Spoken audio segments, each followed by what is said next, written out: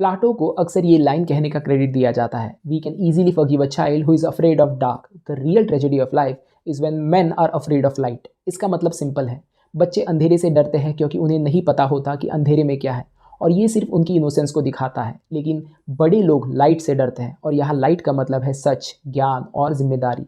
तो ट्रेजेडी ये नहीं कि लोग इग्नोरेंट हैं, बल्कि ये है कि सच सामने होते हुए भी लोग उसे अवॉइड करते हैं।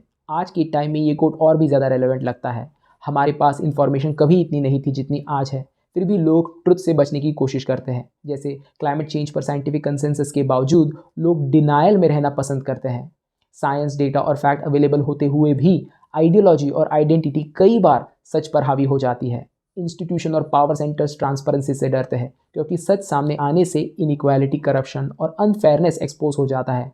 जैसे एप्स्टाइन फाइल के केस में, जहां सिस्टमिक सीक्रेसी और एलीट नेटवर्क्स ने ट्रुथ को सरफेस पर आने से रोकने की कोशिश की, क्योंकि ट्रांसपेरेंसी पावर को अनकंफर्टेबल बना देती है। और इंडिविजुअल लेवल पर भी हम अपने बायसेस, मिस्टेक और मेंटल हेल्थ के सच को फेस करना अवॉइड करते हैं।